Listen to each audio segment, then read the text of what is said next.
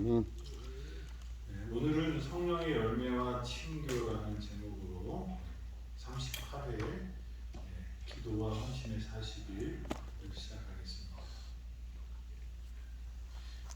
친교 모임에는 필수 요소가 있다고 이렇게 합니다. 이 목사님께서는 그걸 두 가지를 말하는데, 첫째는 성령의 열매고, 두 번째는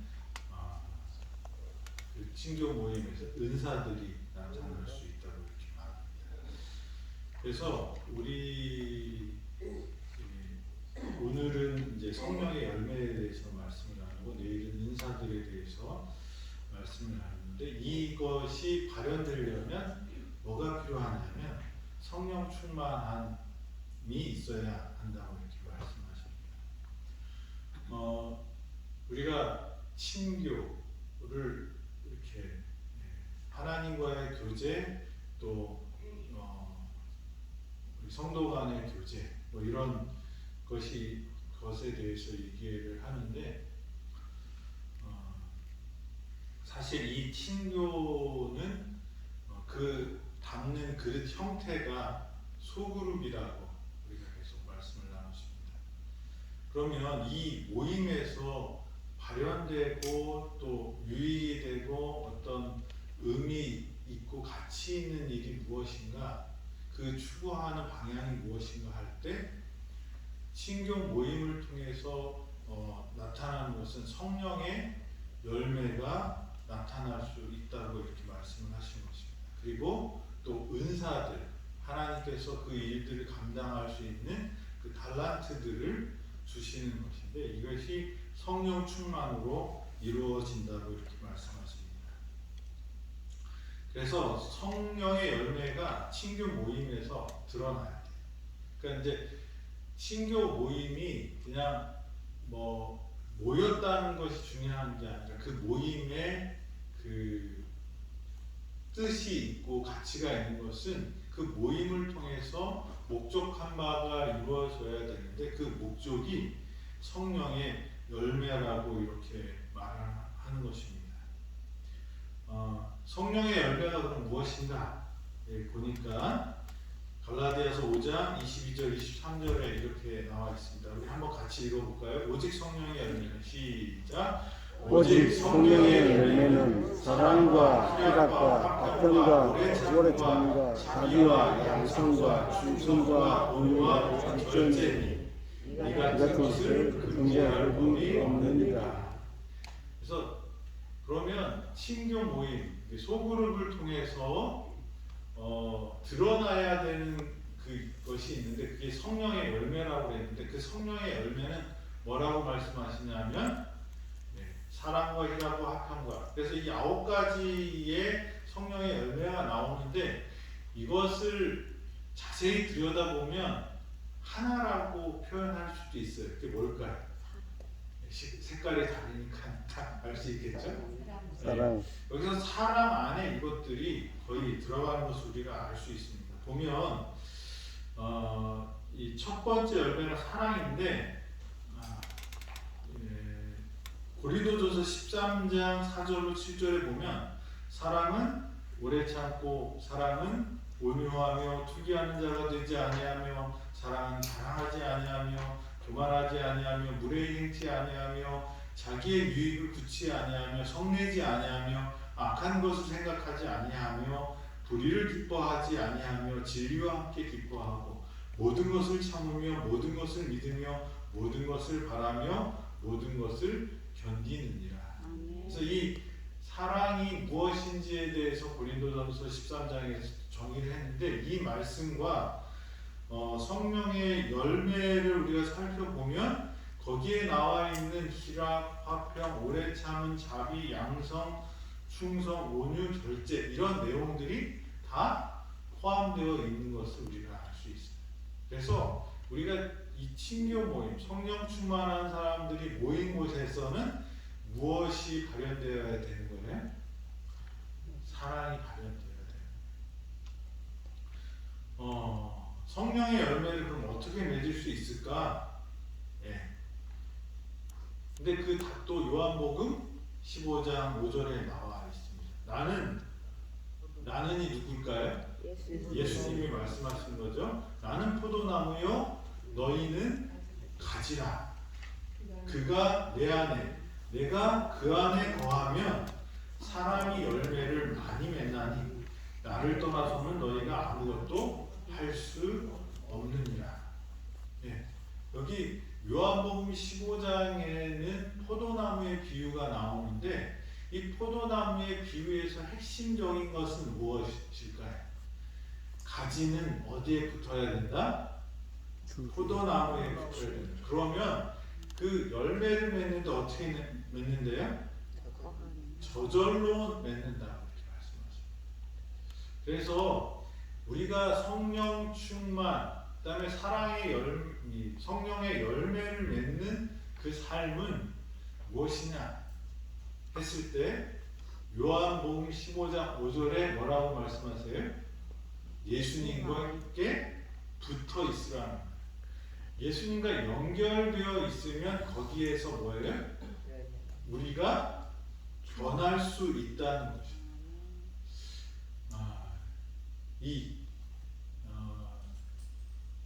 기독교가 다른 종교랑 다른 것이 여러 가지가 있지만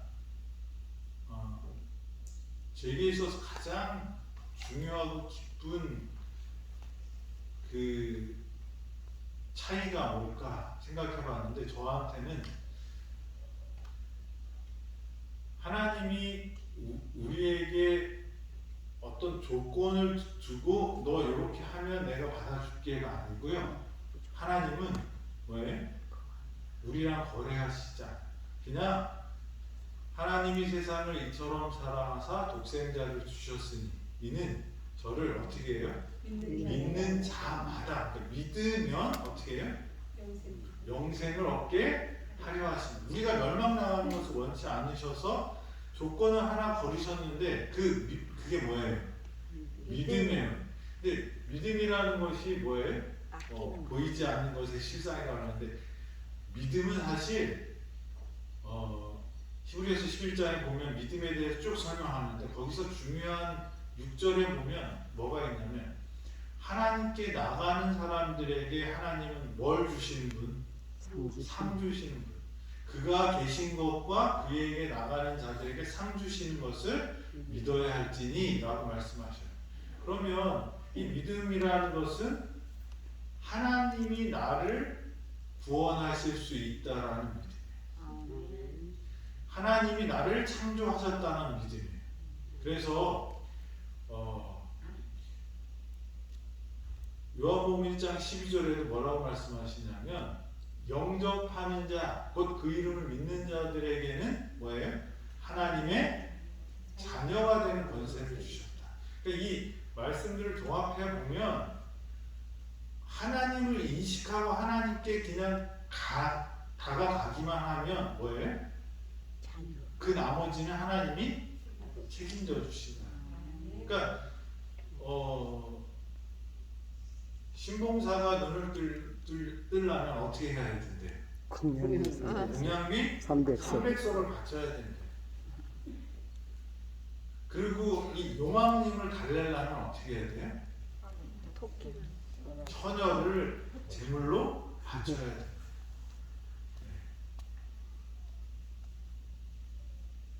김영옥 집사님 공양비 300석 있어요? 없습니다. 우리가 이렇게 어떤 다른 신들을 보면 신들한테 가려면 조건이 있어요. 너 뭐 하면 내가 뭐 해줄게. 근데 하나님은 어떻게 표현하시냐면 내가 문 밖에 서서 뭐를 두드린다고요? 요한계시록 3장에 보면 예수님의 모습이 나오는데 문 밖에서 우리의 마음 문 밖에서 뭐하고 계세요? 녹화하고 계세요. 그래서 문을 열면 이건 누가 해야 되는 거예요? 내가 해야 돼. 하나님은 우리를 사랑하시기 때문에 우리의 자유의지를 강제하지 않으십니다. 그러니까 우리가 자유의지를 하나님께 드리기만 하면 뭐예요? 그 다음은 예수님이 들어오셔서 우리와 더불어 먹고 마시고 우리에게 뭐예요? 하나님의 자녀되는 권세를 주시겠다. 영접하는 게 뭐예요? 들어오세요 이거잖아. 우리 하나님은 그런 분이에요. 그렇기 때문에 어떤 조건이 있는 게 아니고 우리가 그 조건이라는 것은 우리의 자유의지예요. 그래서 그 자유의지를 통해서 예수님을 받아들이면 그 다음에 이루어지는 것들은 누가 해주시겠다는 거예요? 예수님. 저절로 과실. 그래서 나에게는 사랑이 없어, 나에게는 온유가 없어, 나에게는 양선이 없어, 나는 충성이 없어, 이렇게 생각할 수 있어요. 그렇지만 그것을 내가 만들어내려고 노력하는 것이 아니라 어떻게 하라는 거예요? 문을 열면 예수님께 영접. 붙어 있으라는 거예요. 그래서 우리가 이제 믿음과 행함 이거에 대해서 많이 헷갈리고 또 어려워요. 그리고 어떨 때는 믿음이고 어떨 때는 행함이냐 구분할 수 있을까요? 하나님은 하시지만 나도 나를 몰라요.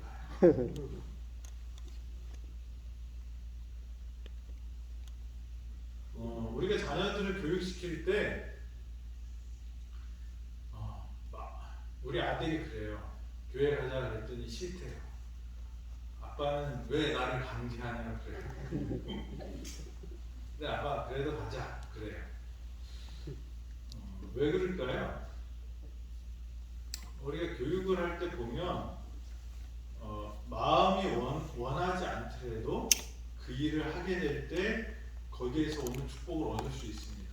아멘. 그래서 우리 아이들을 키울 때 어디 놀러 가자고 귀찮다고 집에 있자고 그럴 때가 많아요. 근데 막상 데리고 나가면 테살로는 집에 안 들어오겠다고 그럴 때가 또 많아요. 근데 부모들은 그 상황을 알기 때문에 얘가 나가면 좋을 것 같고 재미있을 것 같고 행복할 것 같으면 얼르고 달래서 데리고 나가잖아요. 그러니까 어떨 때는 마음이 동해서 그 상대방이 원하는 대로 해주는 것이 다 맞는 것 같지만 어떨 때는 그가 알고 있거나 경험하지 못한 것들을 부모님이 어떻게 해요? 끌고라도 이렇게 합니다.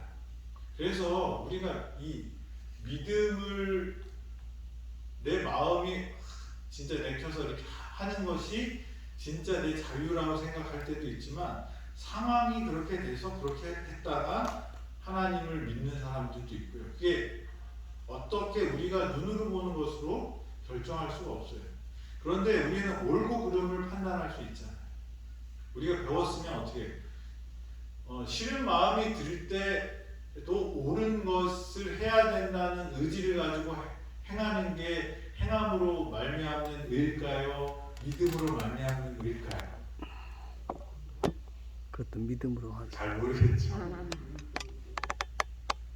근데 그런 생각이 들 때 내가 싫어도 하겠다라고 하는 것도 뭐예요? 내 자유 의지를 발현하는 거예요. 믿음으로.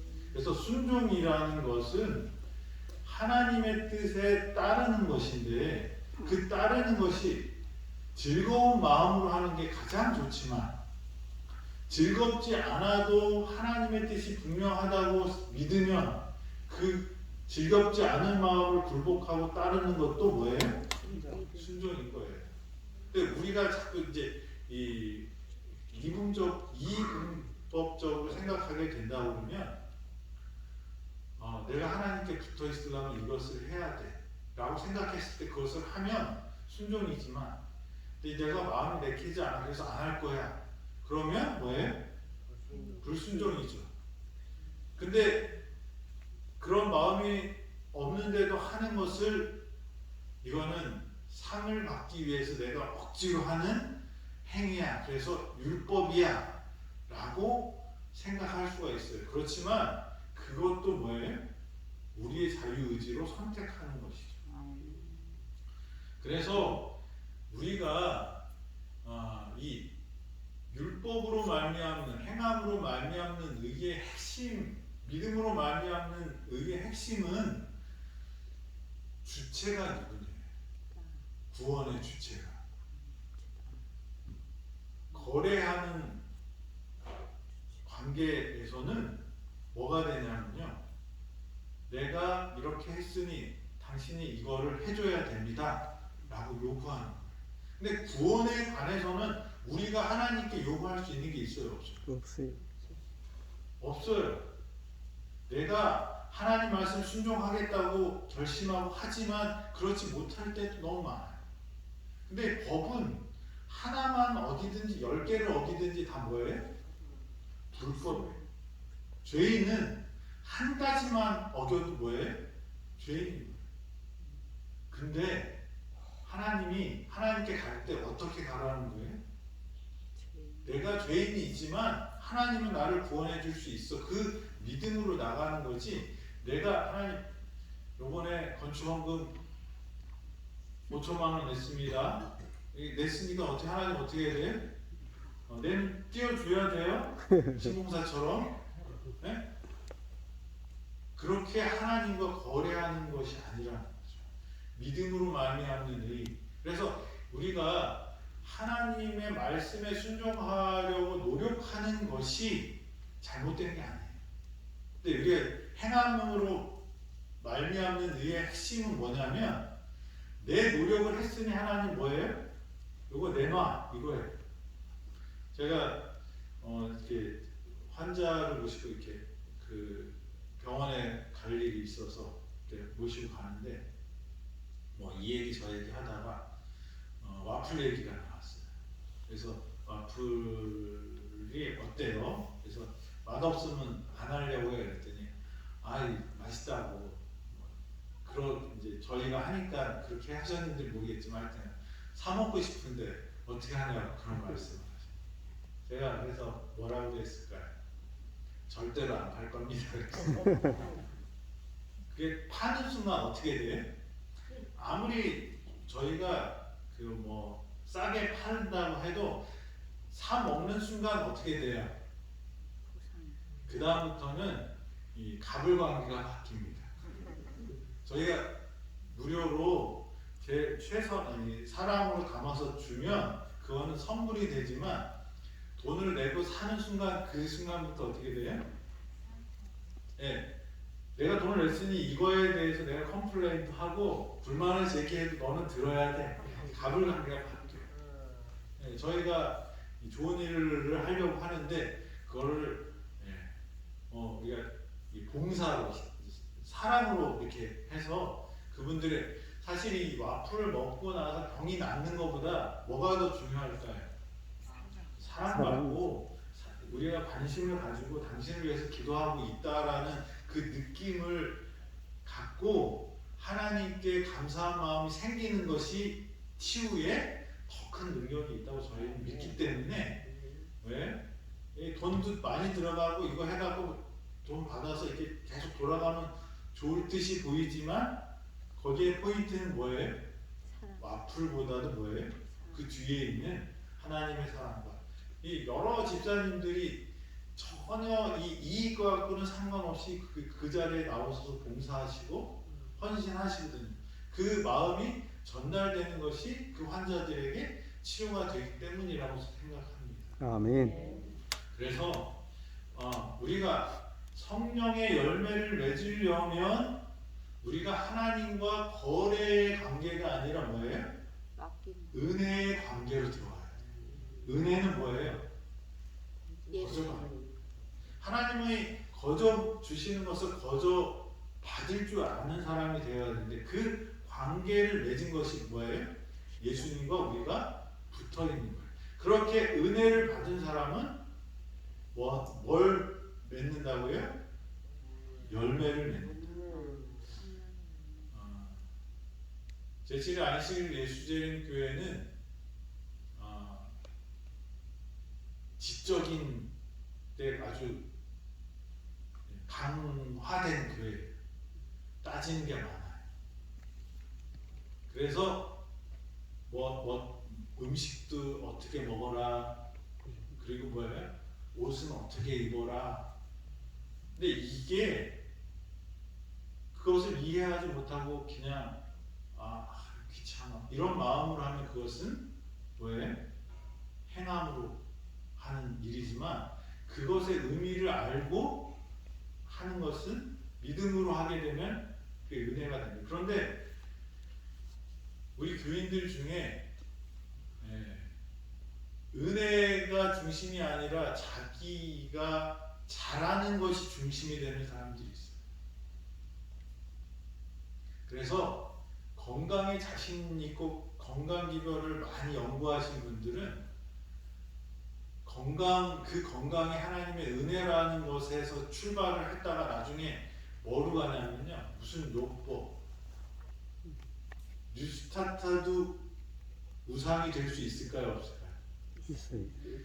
뉴스타트도 다 죽어요. 맞아요? 예. 그런데 왜 우리가 뉴스타트를 해야 되는지 알아야 돼요. 죄의 결과는 사망이기 때문에 첫 번째 사망은 우리 모두가 다 경험하게 될 거예요. 그것을 경험하지 않는 사람은 어떤 사람들이에요? 그 전에 예수님이 오셔야 되죠.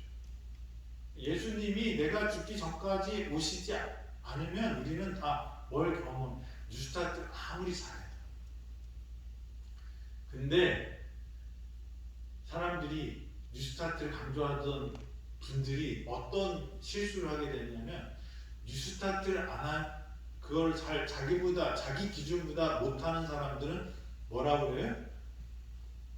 죄 짓고 있다고 그래요. 누가 판단해요?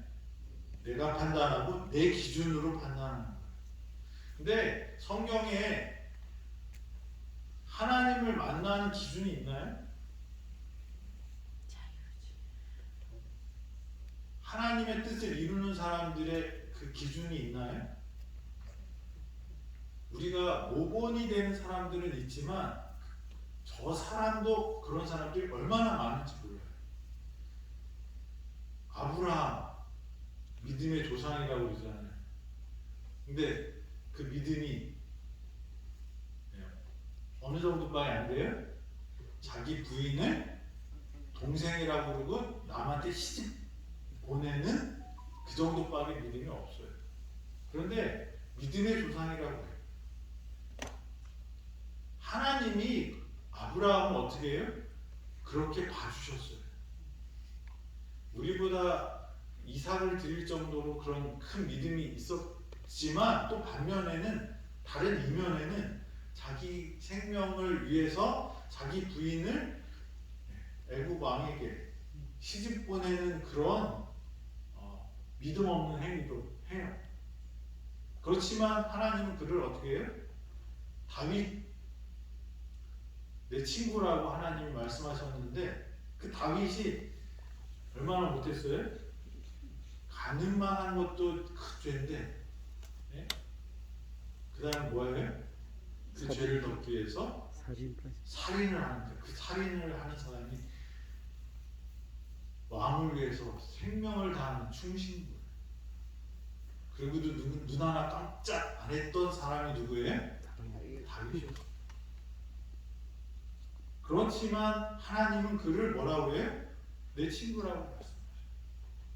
그러니까 우리가 어떤 한 면을 보고 내가 다른 사람보다 우월하다고 해서 그 사람을 정죄하거나 판단하거나 하게 되면 뭐가 될까요? 그게 행함으로 말미암는 자기 공로가 드러나는 순간 그거는 뭐예요? 믿음이 아닌 거예요. 저희는 은혜 아니면 하나님 앞에 설 수 없다는 고백을 할 수 있는 사람이 돼요. 그러면 다 필요 없나요? 그게 아니죠. 이 아브라함도 그렇고 다윗도 그렇고 자기의 잘못을 깨달았을 때 어떻게 해요? 돌이킵니다. 하나님 말씀에 순종합니다. 그러면 순종하는 것은 율법이고 그냥 생각나는 대로 가는 것은 믿음이고 그게 아니죠. 철저하게 회개를 합니다. 다윗이 식음을 전폐하고 기도하고 그렇게 하는 모습들을 우리는 볼 수 있죠. 그래서 우리가 성령의 열매를 맺는 것은 저절로 맺는다고 해서 그 저절로가 내 의지와 내 생각과 내 판단과 이런 것들을 무시하고 그냥 그렇게 되는 거야 라고 생각하면 오산. 뭐가 있어야 돼? 하나님이 우리에게 자유의지를 주셔서 우리가 판단하고 선택하도록 하신 거예요. 하나님의 뜻이 무엇인지를 구분하고 그 빛대로 따라가는 것이 율법이 아니고요. 뭐예요? 믿음의 행위라는 거죠. 바디메오가 어떻게 눈이 뜨게 됐어요? 소리 질렀어요. 혈루증 앓은 여인이 어떻게 예수님께 은혜를 입어요? 그가 손을 뻗어서 옷자락을 잡았어요. 옷자락을 잡는 게 이게 행위입니까? 어떻게 보면 행위라고 볼 수 있지만 그것은 그의 믿음의 발현이었어요. 순종은 여러분들이 하기 싫은 걸 억지로 하라는 억지로라도 하나님의 뜻이라는 것을 내가 믿으면 어떻게 해요? 하는 거예요. 지붕을 뚫고 내리는 것은 행위였지만 그거는 믿음의 행위였어. 그래서 이 율법, 그 다음에 믿음, 그리고 억지로, 그리고 뭐 저절로, 이 저절로를 잘못 이해하면 내 생각 없이 로봇처럼 그냥 마음 내키는 대로 내가 딸리는 대로 그냥 하면 뭐가 그거는 아니에요. 그래서 뉴스타트에도 한 가지가 있어요.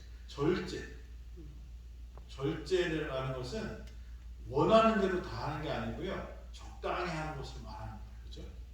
그래서 우리가 저절로라는 것에 대해서 하나님이 뭐 내 마음을 다 바꿔주시고 이게 아니라 내가 하나님 주신 우리의 선택 의지를 가지고 선택하는 것이 하나님의 뜻이고 그것은 어렵더라도 그게 하나님의 뜻이 분명하면 선택할 수 있는 것이 그 믿음의 행위라는 거예요. 그래서 예수님과 연결된 사람은 그것이 어떻게 해요? 열매를 맺게 된다. 그 능력은 내 결심과 내 믿음이 아니라 그 능력은 어디서 오는 거예요? 남으로부터 오는 거예요. 예수님으로부터 오는 거예요. 그래서 우리가 하나님 앞에 나갈 때 우리가 주장할 수 있는 게 아무것도 없다는 거예요. 근데 그 생각조차 안 하고 선택조차 안 하고 믿음을 발현하지 않는 것은 하나님께 따지면 안 돼요. 하나님께서 우리에게 주신 거예요. 그것은 우리가 해야 되는 것입니다. 그래서 이 저절로라는 그 의미가 좀 다르다는 것을 우리는 생각해야 됩니다. 네, 그래서 그에게까지 자라나야 돼요. 이 성령 충만한 사람이 이 소그룹을 통해서 우리가 교회 안에서 서로 부닥치는 일도 있고 어려운 일도 있는데 그런 일들을 허용하시는 것은 뭐예요? 우리의 성품이, 우리의 사랑이, 우리의 온유가 어디까지 자라나라는 거예요? 성령의 열매가 어디까지요? 예수님께까지 자라나야 한다는 것입니다. 어른이 되려면 아이를 낳은 사람이 어른이라고 어른들이 말씀하시잖아요. 그래서 이 문제는 또 내일 조금 더 하겠습니다. 우리가 성령의 열매가 예수님께 자라나는 것이 목표가 되어야 돼요. 그렇기 때문에 우리가 이루었다고 말할 수도 없고 또 우리는 그 과정에 있는 것이고 그것도 모두 다 하나님의 은혜라고 이렇게 생각이 됩니다. 기도하겠습니다. 하나님 아버지, 오늘 우리에게 생명을 주심을 감사합니다. 아멘. 우리가 성령의 열매를 맺는 성령 충만한 사람들 되도록 주님 함께하여 주시고 우리의 친교 모임, 소그룹을 통하여 그 열매가 발현될 수 있는 예수님과 함께하는 사람들 되도록 인도하여 주시옵소서. 아멘. 우리가 하나님의 은혜로 하나님께서 주시는 능력으로 그 성령의 열매를 이룸으로 하나님의 성품을 드러내고 다른 사람에게도 하나님의 뜻을 나타내는 당신의 제자들 되도록 축복하여 주시옵소서. 오늘도 은혜 가운데 은혜 안에서 살며 우리 모두 행복하고 하나님의 능력을 경험하는 치유의 날, 행복의 날이 되도록 인도하여 주시옵길 바라오며 예수님의 이름으로 기도드립니다. 아멘.